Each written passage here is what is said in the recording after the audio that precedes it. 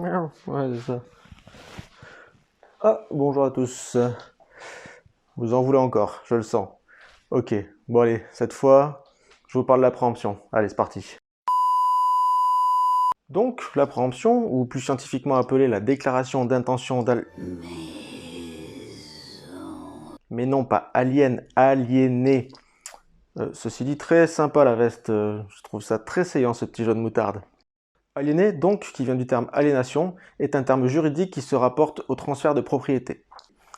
Du coup, la préemption, vous avez tous déjà entendu parler de cette bestiole-là, mais concrètement, qu'est-ce que c'est? Ok Google, donne-moi la définition de préemption. Selon Wikipédia, un droit de préemption est un droit légal ou contractuel accordé à des personnes privées ou publiques d'acquérir un bien par priorité à toute autre personne et ce lorsque le propriétaire manifeste sa volonté de le vendre. Donc, la préemption, ce n'est pas que la mairie qui vous empêche d'acheter une maison car elle a besoin du terrain, et il existe plusieurs types de préemption. En premier lieu, on va retrouver le droit de préemption urbain, et en deuxième lieu, qui s'en rapproche, le droit de préemption des zones d'aménagement différé. Ces droits sont les plus courants et ce sont ceux que vous allez rencontrer majoritairement dans votre vie de propriétaire.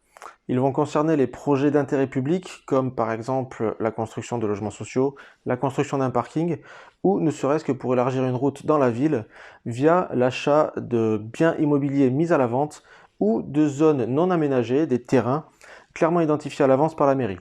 D'ailleurs, vous pouvez retrouver des informations sur ces zones pour le bassin d'Arcachon sur le site e-urbanisme. Ensuite, en troisième position, on va retrouver le droit de préemption des collectivités publiques. Celui-ci vise à protéger le paysage et la biodiversité en achetant des terrains dans le but, à l'inverse des deux précédents, de ne rien y construire. Les collectivités ont alors 3 mois pour se positionner. Enfin, en quatrième position, nous allons retrouver le droit de préemption au profit des locataires, qui va permettre aux locataires d'un bien mis à la vente d'avoir la priorité sur l'achat de leur résidence principale. Ces locataires auront alors 2 mois pour se positionner à partir de la notification d'intention de vendre du propriétaire. Voilà, vous en savez un peu plus sur le droit de préemption. J'ai vraiment dégrossi le truc, donc si vous avez besoin de plus d'informations, n'hésitez pas à vous rapprocher de votre mairie. N'hésitez pas à vous abonner à ma chaîne YouTube. N'hésitez pas non plus à aller faire un tour sur mon compte Instagram. Je vous dis à bientôt pour une prochaine vidéo et d'ici là, portez-vous bien.